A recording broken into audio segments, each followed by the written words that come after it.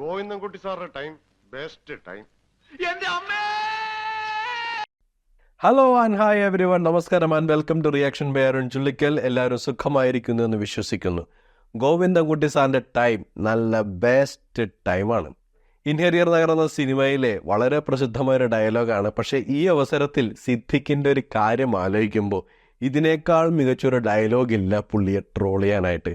ആ വിധത്തിൽ അടിച്ച് പരത്തി വിട്ടിട്ടുണ്ട് നമ്മളുടെ അപ്പുക്കുട്ടൻ എന്ന ജഗദീഷ്. അപ്പുക്കുട്ടനെ ആ സിനിമയിലും അതിനുശേഷം വന്ന സീക്വൽസിലൊക്കെ അവതരിപ്പിച്ചിരിക്കുന്നത് മണ്ടത്തരം പറയുന്ന, സ്പോണ്ടേനിയസ് ആയിട്ട് പൊട്ടത്തരം പറയുന്ന ഒരു കഥാപാത്രമായിട്ടാണെന്നുണ്ടെങ്കിൽ ഈ വിഷയത്തിൽ ജഗദീഷ് പ്രതികരിച്ചിരിക്കുന്നത് അപ്പുക്കുട്ടനെ പോലെയല്ല, നിലപാടുള്ള മറ്റൊരു അപ്പുക്കുട്ടനെയാണ് നമ്മൾ ജഗദീഷിലൂടെ കണ്ടത്. പ്രത്യേകിച്ച് എടുത്ത് പറയാൻ കാരണം പല നടന്മാർ അല്ലെങ്കിൽ നടിമാരും ഒക്കെ ഈ വിഷയത്തെക്കുറിച്ച് ചോദിക്കുമ്പോൾ ഇങ്ങനൊരു സംഭവമുണ്ട്, അതിനെക്കുറിച്ച് എന്താണ് അഭിപ്രായം എന്ന് ചോദിച്ചു കഴിഞ്ഞാൽ, ഉദാഹരണമായിട്ട് ഇന്ദ്രൻസിനോട് മാധ്യമപ്രവർത്തകർ ഈ ക്വസ്റ്റ്യൻ ചോദിച്ചു. അപ്പോൾ ഇന്ദ്രൻസ് ഒതളങ്ങ പോലെ ഉരുണ്ടിട്ട് എനിക്ക് സങ്കടമുണ്ടോ നിങ്ങളെക്കുറിച്ച് അങ്ങനെ പറയുന്നതിൽ, കാരണം നിങ്ങൾക്ക് സംസ്ഥാന പുരസ്കാരം ലഭിച്ച സമയത്തൊക്കെയുള്ള പ്രസംഗം വളരെയധികം സന്തോഷത്തോടെ കേട്ട ആളാണ് ഞാൻ. നിങ്ങളുടെ അഭിനയത്തോട് എനിക്ക് വളരെയധികം ആരാധനയുണ്ട്. പക്ഷേ നിങ്ങളാ പറഞ്ഞ ഡയലോഗ് ഉണ്ടല്ലോ, ഞാൻ ആരുടെയും വാതിലിപ്പോയി മുട്ടിയിട്ടില്ല, ബാക്കിയുള്ളവരുടെ കാര്യം എനിക്കറിയാൻ പാടില്ല എന്ന് പറഞ്ഞത്, അതൊരുമാതിരെ കോപ്പിലെ ഡയലോഗായിപ്പോയി. നിങ്ങൾ മാത്രമല്ല, പലരും അങ്ങനെ പറഞ്ഞിട്ടുണ്ട്, പല സിനിമാ നടിമാരും. കഴിഞ്ഞ ദിവസം വാർത്താ സമ്മേളനത്തിനിടയിൽ ജോമോളെ കണ്ടില്ല, അത്രയും നേരം വാഴ കുത്തിവെച്ചൊല്ലിരിക്കുകയായിരുന്നു രണ്ട് സിനിമാ നടിമാർ അവിടെ. ഇതാണ് AMMയുടെ അവസ്ഥ എന്ന് മനസ്സിലായത് കണ്ടപ്പോഴേക്കും. 30 മിനിറ്റ് നീണ്ട വാർത്താ സമ്മേളനത്തിൽ രണ്ടുപേർ അവിടെ ഇരുന്നത് ഇങ്ങനെ ചാരി അവിടെ കിടക്കുന്നതല്ലാതെ, ചത്തതിനൊക്കുമേ ജീവിച്ചിരിക്കലും എന്നപോലെ അവിടെ കിടക്കുന്നതല്ലാതെ, എൻ്റെ ഇടയ്ക്കൂടെ ജോമള് ഇങ്ങനെ തലയാട്ടിക്കൊണ്ടിരിക്കുന്നുണ്ട് സിദ്ദിഖ് പറയുമ്പോഴൊക്കെ. അവസാനം ഒരു മാധ്യമ പ്രവർത്തക വായിലിട്ട് കുത്തേണ്ടി വന്നു ഇവർക്ക് സംസാരശേഷി ഉണ്ടോ എന്ന് അറിയാനായിട്ട്. അപ്പോഴാണ് ഇവർ പ്രതികരിച്ചത്, എൻ്റെ അടുത്ത് ആരും വന്ന് മുട്ടിയിട്ടില്ല, ഞാൻ തുറന്നിട്ടാണ് കിടന്നിരിക്കുന്ന, ഒരു പ്രശ്നമില്ല എന്ന് പറഞ്ഞിട്ടുണ്ട്. ഒന്നും പറയാനില്ല, ഇതിനൊക്കെ പറഞ്ഞു കഴിഞ്ഞാൽ കൂടിപ്പോവും. അപ്പം അങ്ങനെയൊക്കെ അങ്ങോട്ടുമില്ല ഇങ്ങോട്ടുമില്ല എന്ന രീതിയിൽ നിലപാട് പറയുന്ന നടന്മാരും നടിമാരുമുള്ള ലോകത്ത് ജഗദീഷ് വളരെ ഷാർപ്പായ നിലപാടെടുത്തു. വളരെ specific, clear and crisp. ഇൻഹെരിയർ Nagar എന്ന സിനിമയിലെ കബീർ പൊന്നമ്മ അവതരിപ്പിച്ച കഥാപാത്രത്തെയും അതേപോലെ മായ എന്ന കഥാപാത്രത്തെയും അവരെ കൺവിൻസ് ചെയ്യുന്നതിന് വേണ്ടി 3 പേരും കൂടി ഒരു കള്ളക്കഥയൊക്കെ പറഞ്ഞു വരുമ്പോൾ വളരെ നിഷ്കളങ്കമായിട്ട് ജഗദീഷ് അത് പൊളിച്ചടുക്കി കളയും. അപ്പുക്കുട്ടൻ എന്ന കഥാപാത്രം അത് പൊളിച്ചടുക്കി കളയും. അതേപോലെ 30 മിനിറ്റ് കഷ്ടപ്പെട്ട് സിദ്ദിഖ് ഒപ്പിച്ച് കൊണ്ടുവന്നതാണ്. 3 മിനിറ്റ് കൊണ്ട് ജഗദീഷ് അത് പൊളിച്ചടുക്കി. ജഗദീഷിന് ഒരു ബിഗ് സല്യൂട്ട്. മിക്കവാറും എല്ലാവരും ഈ സംഭവം റിയാക്ട് ചെയ്താണ് ജഗദീഷിൻ്റെ റെസ്പോൺസ്, ഈ വാർത്താ സമ്മേളനം പോലുള്ള കാര്യങ്ങൾ. പിന്നെ ഞാനിത് ചെയ്യുന്ന എന്താണെന്ന് വെച്ച് കഴിഞ്ഞാൽ, ഇത് ചെയ്തില്ലെങ്കിൽ നാളെ ഒരു കാലം എന്നോട് ചോദിക്കൂലേ, വേറെ ആരുമല്ല ഞാൻ തന്നെ എന്നോട് ചോദിക്കും, എടാ നീയൊക്കെ എന്ത് റിയാക്ഷൻ ബ്ലോഗറാണ്, ഇങ്ങനൊരു സബ്ജക്റ്റിൽ പ്രതികരിച്ചില്ലെങ്കിൽ നിന്നേക്ക് എന്തിനു കൊള്ളാട എന്ന് ചോദിച്ചു കഴിഞ്ഞാൽ എനിക്കൊരു മറുപടി വേണ്ടേ. അപ്പം എന്തായാലും ആ മറുപടി കൊണ്ട് ചേർത്തിട്ട് അപ്പുക്കുട്ടൻ വേഴ്സസ് ഗോവിന്ദൻകുട്ടി നമുക്ക് കണ്ടുനോക്കാം. ഹേമ കമ്മിറ്റി റിപ്പോർട്ട് പുറത്തു വന്നതിന് ശേഷം അമ്മയുടെ പ്രതികരണം വൈകിപ്പോയി എന്ന് പൊതുവെ ഒരു പരാതി ഉയർന്നിട്ടുണ്ട്. അതിൻ്റെ സത്യാവസ്ഥ നിങ്ങൾ മനസ്സിലാക്കേണ്ടത്, ഈ ഹേമ കമ്മിറ്റി റിപ്പോർട്ട് പുറത്തു വരുമ്പോൾ തന്നെ ഞാൻ നിങ്ങളോട് പറഞ്ഞിരുന്നു, അന്ന് ഞങ്ങളുടെ ഒരു ഷോയുടെ റിഹേഴ്സൽ നടന്നുകൊണ്ടിരിക്കുകയായിരുന്നു. അപ്പോൾ 20-ാം തീയതിയും 21-ാം തീയതിയും ഞങ്ങൾക്ക് അതിൻ്റെ ഷോ ആയിരുന്നു. 21-ാം തീയതി ഇന്നലെ രാത്രി ഇന്നലെ നേരെ വെളുപ്പിനാണ് ഞങ്ങൾ ആ ഷോ അവസാനിപ്പിച്ച് എല്ലാം കഴിഞ്ഞാൽ അതിൻ്റെ പരിപാടികൾ തീർന്നത്. ഇന്നലത്തെ ഒരു ദിവസം മുഴുവൻ ഇത്തരം കാര്യങ്ങളെപ്പറ്റി ഞങ്ങളുടെ അംഗങ്ങളുമായിട്ട് ചർച്ച ചെയ്യുകയും, ഇപ്പോൾ പ്രസിഡന്റ് സ്ഥലത്തില്ല, അദ്ദേഹം ചെന്നൈയിലാണ്, മറ്റ് പലരും പല സ്ഥലങ്ങളിലാണ്. അപ്പോൾ ഇവരൊക്കെ ആയിട്ട് ഒരു അഭിപ്രായ സമന്വയം രൂപീകരിക്കാനുള്ളൊരു സമയമാണ് എടുത്തത്. അതുകൊണ്ടാണ് ഇന്ന് ഉച്ചയ്ക്ക് തന്നെ പെട്ടെന്ന് വന്ന അതിൻ്റെ പ്രതികരണം. അതല്ലാതെ ഒരു ഒളിച്ചോട്ടമോ അമ്മ ഇതിൽ നിന്ന് പിന്മാറിയതോ അല്ലെങ്കിൽ പ്രതികരിക്കാൻ വേണ്ടി അങ്ങനെ വേറെ എന്തെങ്കിലും കാത്തു നിന്നതോ അല്ല. ഞങ്ങൾക്കുണ്ടായ ഒരു സമയക്കുറവ് ഇതാണ്, അതുകൊണ്ടാണ് ഇത്രയും സമയം എടുക്കുന്നത്. പിന്നെ ഒരു 2 മണിക്കൂർ കിട്ടിയില്ല ആ റിപ്പോർട്ട് ഒന്ന് വായിച്ചു നോക്കിയിട്ട് മനസ്സിലാക്കാനായിട്ട്. ഒരാൾ ചെന്നൈയിൽ, മറ്റാൾ കുക്കുംബർ സിറ്റിയിൽ ഒക്കെയാണല്ലോ കിടക്കുന്നത്. ഇന്നത്തെ കാലത്ത് സൂം കോൾ പോലെയുള്ള അല്ലെങ്കിൽ വീഡിയോ കോൺഫറൻസിനൊക്കെ വളരെയധികം സാധ്യതയുള്ള സമയത്താണ് ഇവർ അഭിപ്രായ സമന്വയത്തിന് വേണ്ടി പ്രതികരിച്ചത്. എന്തായാലും ഞാൻ കൂടുതൽ പറയുന്നില്ല, നമ്മുടെ ജഗദീഷ് നല്ല കൃത്യമായിട്ട് അതിനെ പൊളിച്ചടുക്കിയിട്ടുണ്ട്. ആദ്യമായി ഈ ഹേമ കമ്മിറ്റി റിപ്പോർട്ടിനെ കുറിച്ചുള്ള പ്രതികരണം വൈകിയതിന് ഞാൻ പൊതുസമൂഹത്തോട് ക്ഷമ ചോദിക്കുകയാണ്. കാരണം വളരെ പെട്ടെന്ന് തന്നെ പ്രതികരിക്കേണ്ടതായിരുന്നു. അതിന് കാരണം എന്തായാലും അമ്മയുടെ ഭാഗത്തു നിന്നും ഒരു വീഴ്ച പറ്റിയിട്ടുണ്ട്. ആ വീഴ്ചയെന്ന് പറയുമ്പോൾ ഞങ്ങളുടെ ഒരു ഷോ ഉണ്ടായിരുന്നു. അപ്പോൾ ആ ഷോയിലെ എല്ലാവരും അത് തീർന്നത് ഇന്നലെ വെളുപ്പിനാണ്. അപ്പോൾ അതുവരെ ഈ റിപ്പോർട്ടിനെ കുറിച്ച് പഠിക്കാൻ സമയം കിട്ടിയിട്ടില്ല. പക്ഷേ ഇതൊന്നും എക്സ്ക്യൂസ് അല്ല. റിപ്പോർട്ടിനെ കുറിച്ചുള്ള പ്രതികരണം വൈകി എന്ന് തുറന്ന് സമ്മതിക്കാൻ അമ്മയുടെ വൈസ് പ്രസിഡന്റ് എന്ന നിലയിൽ ഞാൻ ബാധ്യസ്ഥനാണ്. ആദ്യമേ ഞാൻ പൊതുസമൂഹത്തോട് ക്ഷമ ചോദിക്കുന്നു.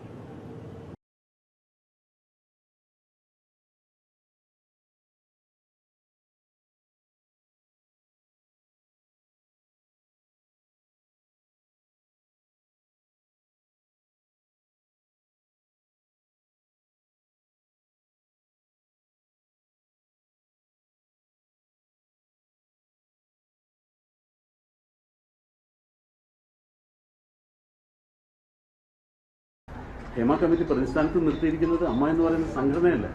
ഹേമ കമ്മിറ്റിയെ നിയോഗിച്ചത് സിനിമാ മേഖലയിൽ ജോലി ചെയ്യുന്ന വനിതകൾക്കുണ്ടാകുന്ന ബുദ്ധിമുട്ടുകളെ പറ്റി പഠിക്കാൻ. ഇതിപ്പോൾ ഇങ്ങനെ പറഞ്ഞിട്ട് വേണമല്ലോ നമുക്കറിയാനായിട്ട്. ആരാ പറഞ്ഞത് AMMAക്കെതിരെയുള്ള റിപ്പോർട്ടാണെന്ന് ആരെങ്കിലും പറഞ്ഞു? അതിൻ്റെ ഫ്രണ്ട് പേജിൽ വളരെ ക്ലിയർ ആയിട്ട് എഴുതി വെച്ചിട്ടുണ്ട്, സിനിമാ മേഖലയിൽ സ്ത്രീകൾ അനുഭവിക്കുന്ന പ്രശ്നങ്ങൾ, അതിനുള്ള പരിഹാര മാർഗങ്ങൾ. ഇതാണ് ആ റിപ്പോർട്ടിൻ്റെ കോണ്ടസ്റ്റ്. ആരും പറഞ്ഞിട്ടില്ല ഇത് AMMAക്കെതിരെയാണ് എന്നുള്ളത്. പക്ഷേ പ്രമുഖർ ഉണ്ട്, അത് ചിലപ്പോൾ ആ AMMAയിലുണ്ടാവും, FEFCAയിലുണ്ടാവും, ഫിലിം ചേംബർ ഓഫ് കൊമേഴ്സിലുണ്ടാവും. അത് മനസ്സിലാക്കാനുള്ള കോമൺ സെൻസ് ഗോവിന്ദൻകുട്ടിക്കുണ്ടല്ലോ അല്ലേ? സിനിമാ മേഖലയിലുള്ള വനിതകൾ എന്ന് പറയുന്നതിൽ ഭൂരിഭാഗവും ഞങ്ങളുടെ അംഗങ്ങളാണ്. ഞങ്ങളുടെ അംഗങ്ങൾക്കുള്ള ബുദ്ധിമുട്ടുകൾ എന്താണെന്ന് പഠിക്കാൻ സർക്കാർ നിയോഗിച്ചൊരു കമ്മിറ്റിയാണ് ഹേമ കമ്മിറ്റി. അവർ കണ്ടെത്തിയ ഫൈൻഡിങ്സ്, അവരതിന് പറഞ്ഞിട്ടുള്ള റെക്കമെൻഡേഷൻസ് എല്ലാം ഞങ്ങളുടെ അംഗങ്ങൾക്ക് കൂടി ഗുണപ്രദമാകുന്നതാണ്. ആ തൊഴിലെടുത്ത് വളരെ സുരക്ഷിതമായിട്ട് ഞങ്ങളുടെ അംഗങ്ങൾ ജോലി ചെയ്യണമെന്നുള്ളത് മറ്റാരെക്കാളും അമ്മയുടെ ആവശ്യമാണ്. അപ്പം ഞങ്ങളെപ്പോഴും ഹേമ കമ്മിറ്റിയുടെ ആ റിപ്പോർട്ടിനോടൊപ്പം ഒപ്പമൊക്കെ തന്നെ. പക്ഷെ നമ്മളത് എങ്ങും തൊടാതെ പറയുള്ളൂ. AMMAയിലെ അംഗങ്ങൾ കൂടെ അതിൽ പരാമർശിക്കപ്പെട്ടിട്ടുണ്ട്, അല്ലെങ്കിൽ AMMAയെക്കുറിച്ച് ക്ലിയർ ആയിട്ട് പരാമർശിച്ചിട്ടുണ്ടെന്നുള്ള കാര്യം അപ്പോഴും സമ്മതിക്കരുത്. പക്ഷേ ജഗദീഷ് അതും നൈസായിട്ട് ഠമാർ പടാർ എന്ന് പറഞ്ഞ് കൊടുത്തിട്ടുണ്ട്. തീർച്ചയായിട്ടും ഹേമ കമ്മിറ്റി റിപ്പോർട്ടിലെ നിർദ്ദേശങ്ങൾ സ്വാഗതം ചെയ്യുന്നു. 1. 2, ഹേമ കമ്മിറ്റി ഫൈൻഡിങ്സ് അതിനി വ്യക്തിപരമായി പേരെടുത്ത് പറഞ്ഞിട്ടുണ്ടെങ്കിലും ഇല്ലെങ്കിലും അതിനെക്കുറിച്ചെല്ലാം തന്നെ സമഗ്രമായ അന്വേഷണം നടത്തേണ്ടതാണ്. അതിൽ നിന്നും അമ്മയ്ക്കോ പ്രൊഡ്യൂസേഴ്സ് അസോസിയേഷനോ ചേംബറിനോ ഒഴിഞ്ഞു മാറാൻ കഴിയില്ല. അതാ പറഞ്ഞത്, സിനിമാ ലോകവുമായിട്ട് ബന്ധപ്പെട്ട് കിടക്കുന്ന ആളുകൾ ഏതൊക്കെ സംഘടനയിലുണ്ടോ അവരെല്ലാവരും എടുക്കേണ്ട നടപടിയെക്കുറിച്ച്, തിരുത്തലുകളെക്കുറിച്ചാണ് ഹേമ കമ്മിറ്റി റിപ്പോർട്ട് പറഞ്ഞിരിക്കുന്നത്. അതിൽ AMMAയ്ക്ക് എക്സെപ്ഷനൊന്നുമില്ല. തിരുത്തൽ നടത്താമെന്നൊക്കെ ഇവർ പറയുന്നുണ്ട്. പക്ഷെ അതോടൊപ്പം തന്നെ കുറേ മുടന്ത് ന്യായങ്ങളും പറയും. അതും കൂടി കേൾക്കാം നമുക്ക്. പിന്നെ അതിനകത്ത് ഒറ്റപ്പെട്ട സംഭവങ്ങളെ പറ്റി പലതും പറഞ്ഞിട്ടുണ്ട്.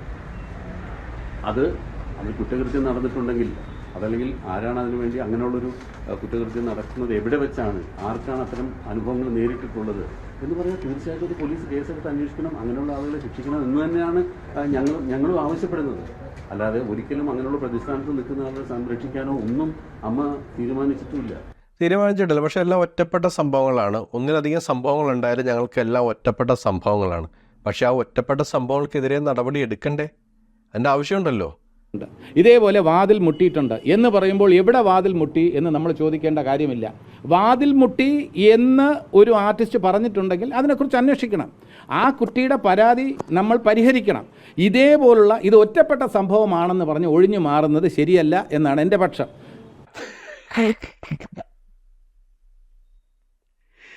ഗോവിന്ദൻകുട്ടി സാറിൻ്റെ ടൈം നല്ല ബെസ്റ്റ് ടൈം. മുഖത്തടിച്ച പോലെയാണ് ഈ മറുപടിയൊക്കെ വരുന്നത്. അമ്മയുടെ പക്ഷവും അത് തന്നെയാണ്. അമ്മ എന്ന സംഘടനയും വാദിക്കുന്നത് അത് തന്നെയാണ്. ഇത് ഒറ്റപ്പെട്ട സംഭവമാണെന്ന് പറഞ്ഞ് മാറ്റി നിർത്തുന്നത് ശരിയല്ല. മറിച്ച് ഈ ഒറ്റപ്പെട്ട സംഭവങ്ങൾ പോലും അത് അന്വേഷണത്തിൻ്റെ പരിധിയിൽ കൊണ്ടുവന്ന് ഇതിൽ കുറ്റക്കാരെ അവരെ മാതൃകാപരമായി ശിക്ഷിക്കണം എന്നാണ് എൻ്റെ വ്യക്തമായ അഭിപ്രായം. ഇനി അങ്ങനെ ഒരു വലിയ രീതിയിൽ വന്ന പരാതിയാണല്ലോ നടി ആക്രമിക്കപ്പെട്ട വിഷയം. അന്ന് ഈ സംഭവം അറിഞ്ഞ സമയത്ത് AMMAയുടെ പ്രതികരണം എന്തായിരുന്നു നമുക്ക് നോക്കാം. പട്ടിയെ പേപ്പട്ടിയാക്കി തല്ലിക്കൊല്ലുന്നത് ശരിയല്ല. ദിലീപ് തെറ്റ്. നിയമവ്യവസ്ഥയുണ്ട് ഈ രാജ്യത്ത്. ആ നിയമവ്യവസ്ഥയിൽ പോലീസുണ്ട്. അവര് നോക്കും. ഞങ്ങൾ ഈ രണ്ടംഗങ്ങളെ ഈ വിഷമം അനുഭവിക്കുന്ന രണ്ടംഗങ്ങളെ ഞങ്ങൾ തള്ളിപ്പറയില്ല. ആരെന്ത് പറഞ്ഞാൽ ഇതാണ് നമ്മുടെ പരിപാടി. നമ്മൾ രണ്ടുപേരും തള്ളിപ്പറയില്ല. ഇരയ്ക്ക് വേണ്ടിയും വേട്ടക്കാരന് വേണ്ടിയും പ്രാർത്ഥിക്കും, അല്ലെങ്കിൽ ഇരയെയും വേട്ടക്കാരെയും ഒരുമിച്ച് നിർത്തും. രണ്ടുപേരെയും മക്കളായി കാണുന്നതാണ് ഈ AMMAയുടെ ഒരു നയം എന്ന് പറയുന്നത്. ആ നയത്തിൽ എന്തെങ്കിലുമൊക്കെ ഒരു മാറ്റം വരാൻ വേണ്ടിയാണ് റിപ്പോർട്ടൊക്കെ വന്നിരിക്കുന്നത്. മാറുമെന്ന് പ്രതീക്ഷയുണ്ട്. മറ്റ് പല മേഖലകളിലും നിങ്ങൾക്കറിയാവുന്നതാണ്. നമ്മുടെ നാട്ടിൽ എല്ലാ തൊഴിലിടങ്ങളിലും ഇത്തരം പ്രശ്നങ്ങൾ ഉണ്ടാകാറുണ്ട്. അത് പോലീസ് അന്വേഷിക്കാറുണ്ട്. കുറ്റവാളികൾക്കെതിരെ കേസെടുക്കാറുണ്ടെങ്കിൽ പോലും ആ തൊഴിൽ മേഖലയിൽ അടച്ചാക്ഷേപിക്കുന്ന ഒരു വ്യാഖ്യാനമോ ഒരു പ്രസ്താവനയോ ഒരാളുടെ ഭാഗത്തു നിന്നും വരാറില്ല. നമുക്കറിയാലോ ഏതെല്ലാം മേഖലകളിലാണ് ഇങ്ങനെയുള്ള എന്തെല്ലാം പ്രശ്നങ്ങളാണ് ഉണ്ടാകുന്നത്. ഇപ്പോൾ ഒരു രാഷ്ട്രീയക്കാരൻ അഴിമതി നടത്തിയ രാഷ്ട്രീയക്കാരൻ മുഴുവൻ അഴിമതിക്കാരാണെന്ന് പറഞ്ഞ് നമ്മൾ അവർ അടച്ചാക്ഷേപിക്കുകയല്ല ചെയ്യുന്നത്. ആ അഴിമതി നടത്തിയ വ്യക്തിയെ കണ്ടെത്തി ശിക്ഷിക്കാന്നല്ലാതെ അപ്പോൾ എവിടെയോ ഒറ്റപ്പെട്ട 1-2 സംഭവങ്ങൾ എവിടെയോ റിപ്പോർട്ട് ചെയ്തിട്ടുണ്ടെന്നുള്ള ഒരു അറിവിന്റെ അടിസ്ഥാനത്തിൽ ഒരു വ്യവസായ മേഖലയെ അല്ലെങ്കിൽ ജനങ്ങൾ ഒരുപാട് ഇഷ്ടപ്പെടുന്ന കുറേ ആളുകളെ അടച്ചാക്ഷേപിക്കുന്ന പ്രവണത നല്ലതല്ല. അത് ഞങ്ങൾക്ക് ഒരുപാട് ദുഃഖം ഉണ്ടാക്കുന്ന ഒരു കാര്യമാണെന്ന്. അങ്ങനെ ആരെങ്കിലും പറയുന്നുണ്ട്? അങ്ങനെ പറയുന്നുണ്ടെങ്കിൽ നിങ്ങൾ സപ്പോർട്ട് ചെയ്യുന്നവരാണ് കേട്ടോ. ഇതിനെ സപ്പോർട്ട് ചെയ്യുന്നവരെ ഞാൻ പല സ്ഥലം കേട്ടോ. ഇപ്പോൾ കഴിഞ്ഞ ദിവസം ഒരു പ്രശാന്ത് പ്ലാന്തോട്ടം എന്ന് പറയുന്ന പുള്ളിക്കാരൻ ഒരു ചാനലിലിരുന്ന് പറയുന്നുണ്ടായിരുന്നു, ഇതൊക്കെയാണ് സിനിമ, കാസ്റ്റിംഗ് കൗച്ച് ഉണ്ട്, മയക്കുമരുന്ന് ഉപയോഗമുണ്ട്, മദ്യമുണ്ട്, ഇതെല്ലൊക്കെയാണ് സിനിമയെന്ന് ഈ ഹേമ കമ്മിറ്റി റിപ്പോർട്ടിനെ അധിക്ഷേപിച്ച് സംസാരിച്ച ആൾ പറഞ്ഞതാ. റിപ്പോർട്ടിൽ സ്പെസിഫിക്കലി പറയുന്നുണ്ടല്ലോ എല്ലാ ആണുങ്ങളും ഇത്തരക്കാരാണെന്ന ചിന്തയില്ല എന്ന റിപ്പോർട്ടിൽ പറയുന്നുണ്ട്. പിന്നെ നിങ്ങൾക്കൊരു സംശയം ഇത് ഞങ്ങൾക്കെല്ലാവർക്കും എതിരെ ആണോ എന്നുള്ളത്, അത്രയേ ഉള്ളൂ. പിന്നെ പറയുന്ന ഒരു മുട്ടായുക്തിയാണ് ഇതൊക്കെ എല്ലായിടത്തും നടക്കുന്നുണ്ടല്ലോ. എൻ്റെ മോനെ, ഈ വിഷയത്തിൽ സിനിമക്കാരെ ന്യായീകരിക്കുന്ന എല്ലാ പരമകളും എല്ലാ പരമന്മാരും പറയുന്നൊരു വാദമാണിത്. പക്ഷെ നല്ല കിടിലായിട്ട് സ്പെസിഫിക് ആയിട്ട് ജഗദീഷ് ആ വിഷയത്തിൽ പ്രതികരിച്ചിട്ടുണ്ട്.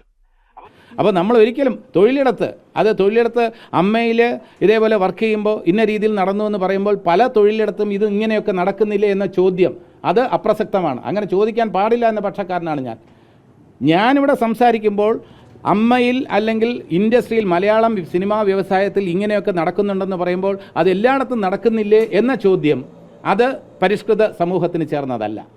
നമ്മുടെ സമൂഹത്തിൽ അല്ലെങ്കിൽ നമ്മുടെ സിനിമാ വ്യവസായത്തിൽ ഇങ്ങനെയൊക്കെ നടക്കുന്നുണ്ട് എന്ന് പറയുമ്പോൾ തീർച്ചയായിട്ടും അത് ഭാവിയിൽ ആവർത്തിക്കാതിരിക്കാൻ നമുക്ക് എന്ത് ചെയ്യാൻ കഴിയും എന്നാണ് നമ്മൾ ആലോചിക്കേണ്ടത്. അതല്ലാതെ എല്ലായിടത്തും ഇത് നടക്കുന്നില്ലേ, ഇതിനൊരു പൊതുവൽക്കരണം കൊണ്ടുവരുന്നത് ശരിയല്ല. അത് അവിടെയൊക്കെ നടക്കുന്നു, ആ വ്യവസായത്തിൽ നടക്കുന്നു, ഓഫീസുകളിൽ നടക്കുന്നു, മാധ്യമങ്ങളിൽ നടക്കുന്നില്ലേ എന്ന ചോദ്യത്തിന് പ്രസക്തിയില്ല. ഞാൻ സംസാരിക്കേണ്ടത് അമ്മയ്ക്ക് വേണ്ടി, ഇൻഡസ്ട്രിക്ക് വേണ്ടിയാണ്. ഇൻഡസ്ട്രിക്ക് വേണ്ടി സംസാരിക്കുമ്പോൾ തൊഴിലിടത്ത് ഷൂട്ടിങ്ങുമായി ബന്ധപ്പെട്ട് നടന്നിട്ടുള്ള കാര്യങ്ങളെല്ലാം തന്നെ ആര് ആരോപണം ഉന്നയിച്ചാലും അതിന് ഒരു പരിഹാരം കണ്ടെത്തേണ്ടത് ആവശ്യം തന്നെയാണ്. യാതൊരു സംശയമില്ല. അതിൽ നിന്ന് ഒഴിഞ്ഞു മാറാൻ പാടില്ലെന്ന് തന്നെയാണ് എൻ്റെ അഭിപ്രായം. ക്ലിയറാണ്. ഈ AMM എന്ന് പറയുന്ന സംഘടന ഒരു കുടുംബം പോലെയാണെന്നല്ലോ പറയുന്നത്. ഇപ്പോൾ വേറൊരു കുടുംബത്തിൽ മദ്യപിച്ച് വന്ന് കുട്ടികളെയും ഭാര്യയും മർദ്ദിക്കുന്ന ഒരു കുടുംബനാഥനുണ്ടെങ്കിൽ ആ ഒരു ന്യായീകരണം വെച്ചിട്ട് എനിക്ക് എൻ്റെ വീട്ടിൽ അത്തരം കാര്യങ്ങൾ നടന്നു കഴിഞ്ഞാൽ എനിക്ക് ന്യായീകരിക്കാൻ പറ്റുമോ? അതിൻ്റെ ഉത്തരവാദിത്വം എനിക്ക് മാത്രമല്ല. എൻ്റെ വീട്ടിൽ ഞാൻ ചെയ്യുന്നതിന് ഉത്തരവാദി ഞാൻ മാത്രമാണ്. ഞാനാണ് അതിന് മറുപടി വരേണ്ടത്. അല്ലാതെ വടക്കേലെ വീട്ടിൽ അയാൾ അങ്ങനെ ചെയ്യുന്നുണ്ടല്ലോ, പിന്നെന്താ എനിക്ക് ഇങ്ങനെ ചെയ്താലെന്ന ചോദ്യം അപ്രസക്തമാണ്. പുള്ളി പറഞ്ഞതുപോലെ അത് പരിഷ്കൃത സമൂഹത്തിന് ചേർന്നതല്ല അത്തരത്തിലുള്ള ഒരു ന്യായീകരണം. വളരെ ക്ലിയർ ആയിട്ടുള്ള ആൻസർ. പവർ ഗ്രൂപ്പ് എന്ന് പറഞ്ഞിട്ട് ഒരു ഗ്രൂപ്പിനെ കുറിച്ച് പ്രതിപാദിച്ചതായിട്ട് കേട്ടു. അത് ആരാണ് അങ്ങനെ ഒരു പവർ ഗ്രൂപ്പ് ഉണ്ടോ എന്നുള്ളത് ഈ കമ്മീഷൻ അറിയിച്ചതെന്ന് ഞങ്ങൾക്ക് അറിഞ്ഞുകൂടാ. അങ്ങനെയാണെങ്കിൽ വ്യക്തമായിട്ട് അവർക്ക് പറയാമല്ലോ പവർ ഗ്രൂപ്പിൽ ആരൊക്കെയാണെന്നുള്ളത്. എന്ത് നിഷ്കളങ്കതയാണല്ലേ. സത്യത്തിൽ ഇങ്ങേരെ പിടിച്ചായിരുന്നു ഇൻഹരിയർ നഗറിൽ അപ്പുകൂട്ടനാക്കേണ്ടിയിരുന്നത്. അത്രയ്ക്ക് നിഷ്കളങ്കമായിരുന്നു മണ്ടതരം പറയാൻ. പവർ ഗ്രൂപ്പിൽ 10-15 ആൾക്കാരുണ്ട് എന്നുള്ളത് അതിനകത്ത് പറഞ്ഞിട്ടുണ്ട്. പക്ഷെ കഷ്ടകാലത്തിന് ആൾക്കാരുടെ പേരുകൾ പറയുന്ന ഭാഗങ്ങളൊക്കെ ഡിലീറ്റ് ചെയ്ത റിപ്പോർട്ടാണ് കയ്യിൽ കിട്ടിയിരിക്കുന്നത്. പവർ ഗ്രൂപ്പ് ആരാണെന്നൊക്കെ എഴുതിയിട്ടുണ്ടോ ഇല്ലയെന്ന് നമുക്കറിയാൻ പാടില്ല. ഞാൻ റിപ്പോർട്ടിൻ്റെ പൂർണ്ണരൂപം കിട്ടിയവർക്ക് അല്ലെങ്കിൽ പൂർണ്ണരൂപം വായിച്ചവർക്ക് അതൊക്കെ അറിയാൻ പറ്റുള്ളൂ ആരൊക്കെയാണെന്നുള്ളത്. പക്ഷെ താൻ ഉൾപ്പെടുന്ന സംഘടനയിൽ അല്ലെങ്കിൽ താൻ ഉൾപ്പെടുന്ന മേഖലയിൽ ഒരു പവർ ഗ്രൂപ്പ് ഉണ്ടോ ഇല്ലയോ എന്നുള്ള കാര്യത്തിൽ അറിയില്ല എന്നൊക്കെ പറയണമെങ്കിൽ നിങ്ങൾ വല്ലാത്തൊരു നിഷ്കളങ്കനായിരിക്കണം കേട്ടോ. ഞാൻ 40ഓളം വർഷമായിട്ട് സിനിമയിലുള്ള ആളാണ്. ഞാൻ ഒരു പവർ ഗ്രൂപ്പ് ഉള്ളതായിട്ടും എനിക്കറിയില്ല. അല്ലെങ്കിൽ ഒരു പവർ ഗ്രൂപ്പിൻ്റെയും എന്തെങ്കിലും ഒരു ശിക്ഷാ നടപടിക്കോ അല്ലെങ്കിൽ അവർ എനിക്ക് അനുകൂലമായിട്ടൊരു പവർ ഗ്രൂപ്പ് എന്തെങ്കിലും തീരുമാനം എടുത്തതായിട്ടോ ഇത്രയും കാലത്തിനിടയ്ക്ക് ഉണ്ടായിരുന്നു ഒട്ടുമില്ല കേട്ടോ. കഷ്ടകാലത്തിന് ജഗദീഷ് ഏട്ടൻ ആ വിഷയത്തിലെ മാധ്യമപ്രവർത്തകർ ചോദ്യമൊന്നും ചോദിക്കാത്തതുകൊണ്ട് അതിനെക്കുറിച്ച് പറഞ്ഞിട്ടില്ല. അപ്പം അങ്ങനെ നമ്മുടെ ഗോവിന്ദൻകുട്ടി രക്ഷപ്പെട്ടു എന്ന് കയറി നിൽക്കുമ്പോഴാണ് ആണ്ടയുടെ അടുത്ത ഒരു മറുപടി വേറെ സൈഡിൽ നിന്ന് വരുന്നത്. വെറുതെ പറയില്ല സിദ്ദിഖേ, ഗോവിന്ദൻകുട്ടി സാറിൻ്റെ ടൈം നല്ല ബെസ്റ്റ് ടൈമാണ്. അല്ലെങ്കിൽ ഇങ്ങനൊരു പ്രതികരണം കൃഷ്ണകുമാർ നടത്തുമോ? പവർ ഗ്രൂപ്പ് എന്ന് പറഞ്ഞില്ലേ, ഈ പവർ ഗ്രൂപ്പുകൾ എക്കാലത്തും ഉണ്ടായിരുന്നു. ഇന്നിപ്പോൾ ഒരു പേര് മാറിയെന്നുള്ളൂ. പണ്ടത് ലോബികളായിരുന്നു. അവിടെ lobby, Thiruvananthapuram lobby, Kochi lobby, Mattancherry lobby, കുറേ ലോബികളാണ്. ഇപ്പോൾ അതൊക്കെ മാറിയിട്ട് ഇതിനകത്ത് സിനിമയിൽ ബഹുഭൂരിപക്ഷം പേരും നല്ലവരാണ്. പക്ഷെ എന്ത് പറ്റുന്നു, ഈ പുഴുക്കുത്തുകൾ ശക്തരാണ്. അവിടെയാണ് ഈ പ്രശ്നം വരുന്നത്. അവർ സംഘടിച്ച് കഴിയുമ്പോഴത്തേക്ക് എല്ലാ മേഖലകളിൽ നിന്നുള്ള ആൾക്കാരും സിനിമയിൽ അഭിനയിക്കുന്നുണ്ട്. രാഷ്ട്രീയത്തിൽ നിന്നുള്ളവരുണ്ട്, പോലീസിൽ നിന്നുള്ളവരുണ്ട്, മറ്റ് തൊഴിലുള്ളവരുണ്ട്. ഇവരെല്ലാം കൂടി സംഘടിച്ച് കഴിഞ്ഞാൽ വലിയ ബുദ്ധിമുട്ടാണ്. സാറിൻ്റെ വാക്കുകളിൽ നിന്ന് പവർ ഗ്രൂപ്പ് ഉണ്ട് എന്ന് തന്നെ നമുക്ക് മനസ്സിലാക്കാനല്ലോ. അല്ല, അതില്ലെന്ന് പറയണേ ഒരു മണ്ടനായിരിക്കണം, അല്ലെങ്കിൽ ഞാൻ ആരെങ്കിലും സോപ്പിടാൻ നിൽക്കുന്നവരായിരിക്കണം.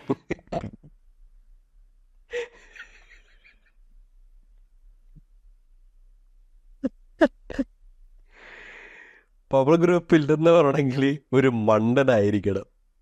സത്യത്തിൽ കൃഷ്ണകുമാർ വിചാരിച്ചിട്ടുണ്ടാവില്ല കേട്ടോ ഇതേപോലെ ഒരു മണ്ടത്തരം സിദ്ദിഖ് വന്നിരുന്ന് പറയുമെന്ന്. പുള്ളിയും ഏകദേശം വളരെ കാലമായിട്ട് സിനിമാ മേഖലയിലുള്ള ആളാണ്. പിന്നെ ഈ പറയുന്നത് പോലെ കൊച്ചി ലോബി, തിരുവനന്തപുരം ലോബി എന്നൊക്കെ പറയുന്ന കാലം, എനിക്കത് പണ്ട് സിദ്ദിഖ് ലാലിൻ്റെ ഇൻ്റർവ്യൂവിലൊക്കെ ഞാനത് കേട്ടിട്ടുണ്ട്. ഇൻ്റർവ്യൂ എന്ന് പറയുന്നത് വീഡിയോ ഇൻ്റർവ്യൂ ആണോ അല്ലെങ്കിൽ സിനിമ മാസികകളിൽ വായിച്ചതാണോ എന്ന് എനിക്കറിയാൻ പാടില്ല. ഈ കൊച്ചി ലോബിയെക്കുറിച്ച്, തിരുവനന്തപുരം ലോബിയെക്കുറിച്ചൊക്കെ കേട്ടിട്ടുണ്ട്.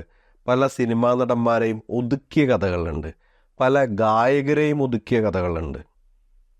ഇതൊക്കെ നമ്മൾ പണ്ട് തുടങ്ങി കേൾക്കുക. പക്ഷേ സിദ്ദിഖ് ഇതുവരെ കേട്ടിട്ടില്ല. പറയുന്ന പോലെ കേട്ടിട്ടില്ലെങ്കിൽ ആളൊരു മണ്ടനായിരിക്കണം. ഞാൻ പറഞ്ഞല്ല, കൃഷ്ണകുമാർ പറഞ്ഞാണ്. പക്ഷെ സിദ്ദിഖ് വിട്ടിട്ടില്ല, പുള്ളി അതിൽ പിന്നെയും കയറി പിടിച്ചിട്ടുണ്ട്. അങ്ങനെ ഹൈ പവർ കമ്മിറ്റി, ഒരു സ്ഥലത്ത് ഒരു പവർ കമ്മിറ്റിയാണ് എല്ലാം നിർദ്ദേശിക്കുന്നത്, അല്ലെങ്കിൽ ഇതിനൊരു മാഫിയാണെന്നൊക്കെ പറഞ്ഞാൽ മാഫിയയുടെ അർത്ഥം അറിയാഞ്ഞിട്ടാണോ? മാഫിയ എന്ന് പറഞ്ഞാൽ എന്താണ്? മാഫിയ എന്ന് പറഞ്ഞാൽ മാഫിയ ശശി അല്ലേ, അല്ലെങ്കിൽ സുരേഷ് ഗോപി അഭിനയിച്ച പടം മാഫിയ. ഞങ്ങൾക്ക് ആർക്കും അറിയില്ലല്ലോ മാഫിയ എന്ന് പറഞ്ഞ അർത്ഥം എന്താണെന്നുള്ളത്. മോനെ, നീ ഒരു കാര്യം ചെയ്യ്, AMM ഒരു സ്കൂൾ തുടങ്ങിയിട്ട് ആൾക്കാരൊക്കെ വാക്കിൻ്റെ അർത്ഥം പഠിപ്പിക്കേ, എന്നിട്ട് വന്നിരുന്ന് ഇനി അയ്യായിരിക്കും. ഇതിന് പുറകിൽ ഒരു മാഫിയ പ്രവർത്തിക്കുന്നുണ്ട്. പല സ്ഥലത്തുനിന്നും പല മേഖലയിലും ചോദിക്കാറുണ്ട്, ഇവിടെ ഒരു ഗുണ്ടാ സംഘം ഉണ്ടല്ലേ, അവർ തീരുമാനിക്കുന്ന പോലെയാണല്ലേ ഇൻഡസ്ട്രി നടന്നത്? അങ്ങനെ ഒരിക്കലും സാധിക്കില്ല. ഞാൻ ഇത്രയും കാലം ഈ സിനിമയിൽ എൻ്റെ എക്സ്പീരിയൻസ് വെച്ചിട്ട് സത്യസന്ധമായിട്ട് പറയുകയാണ്, അങ്ങനെ ഒരു ഹൈ പവർ കമ്മിറ്റി, ഒരു പവർ ഗ്രൂപ്പും വിചാരിച്ചാൽ സിനിമ മുന്നോട്ട് പോകില്ല. അത് സിനിമ എന്ന് പറയുന്നത് എന്നും സിനിമ സക്സസിൻ്റെ പുറകെയാണ്. ജനങ്ങൾ ആഗ്രഹിക്കുന്ന സിനിമയാണ്.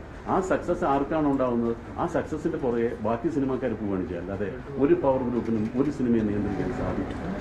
സാറ് പിന്നെ ന്യായീകരിച്ചിട്ട് അങ്ങോട്ട് ശരിയാവുന്നില്ല. കാര്യം എന്ന് വെച്ചിട്ടുണ്ടെങ്കിൽ ഈ വിഷയത്തിൽ ശ്വേത എന്ന സിനിമ നടി പ്രതികരിച്ചിട്ടുണ്ട്. അതൊന്ന് കേട്ടോ കേട്ടോ. ഉണ്ടാവും, ബിക്കോസ് എനിക്കും അങ്ങനെ ഇല്ലീഗൽ ബാനിങ് നടന്നിട്ടുണ്ട്. സോ ഐ തിങ്ക് ബിക്കോസ് ഒരു സുപ്രഭാതത്തിൽ 9 സിനിമ സൈൻ ചെയ്ത ആള് സഡൻലി സിനിമ ഇല്ലാത്ത സഡൻലി ആ 9 സിനിമ എവിടെ സൈനിങ് എമൗണ്ട് എല്ലാം കിട്ടിയിട്ടുണ്ട്, അതൊക്കെ എൻ്റെ കയ്യിലുണ്ട്. പക്ഷെ സിനിമകളൊന്നും നടന്നിട്ടില്ല. എന്താണ് അങ്ങനെ ഒരു പേഴ്സണൽ അനുഭവം ഉണ്ടാകാൻ? May be I don't bother. എനിക്ക് വരാനുള്ള കാര്യം വരും എന്നുള്ള ഒരു പോസിറ്റീവായ ഒരു ആറ്റിറ്റ്യൂഡ് ഉണ്ടായതുകൊണ്ട് ഐ ഡോണ്ട് ലുക്ക് ബാക്ക്. ഈ പവർ ഗ്രൂപ്പ് ഉണ്ടോ സിനിമയിൽ? ആണുങ്ങൾ മാത്രമല്ലല്ലോ, അതിൽ പെണ്ണുങ്ങളും ഉണ്ടാവും.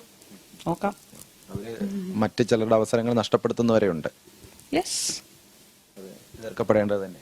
യെസ്. എന്ത് പറയുന്നു ഗോവിന്ദൻ സാറേ? സാറിൻ്റെ ടൈം നല്ല ബെസ്റ്റ് ടൈമാണല്ലേ. എങ്ങനെയൊക്കെ പറഞ്ഞിട്ട് അങ്ങോട്ട് ഒക്കണില്ല.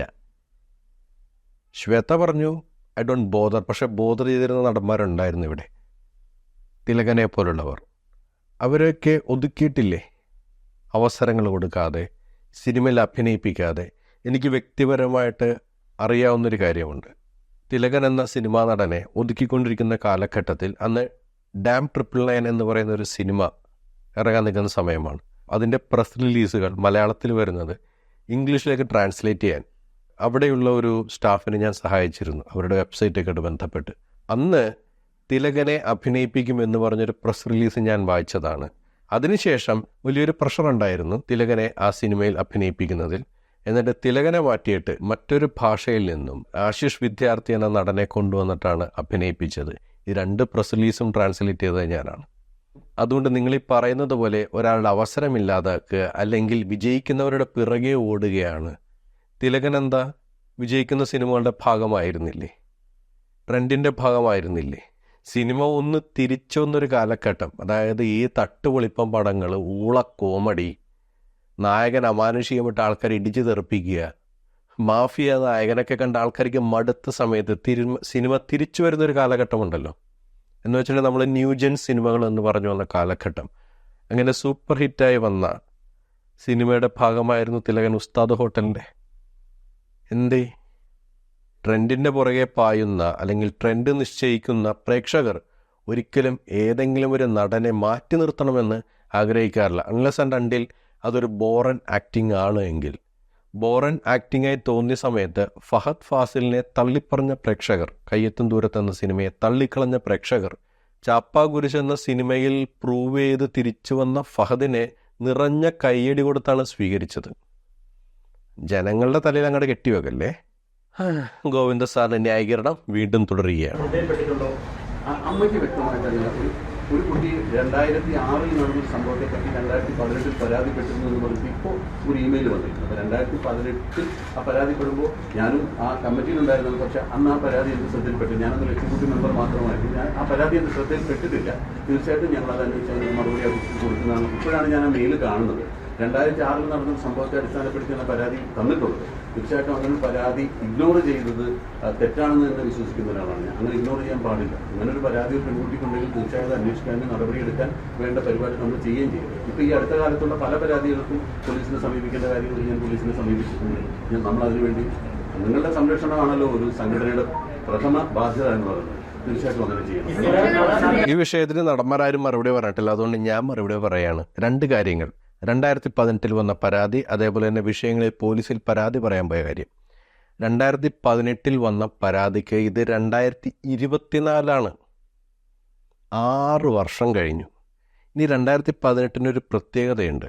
എന്താണെന്നറിയോ? 2017 നടി ആക്രമിക്കപ്പെട്ട ശേഷം സിനിമാ മേഖലയ്ക്കെതിരെ വലിയ രീതിയിലുള്ള വിമർശനങ്ങൾ വന്നു നിൽക്കുന്ന സമയമാണ്.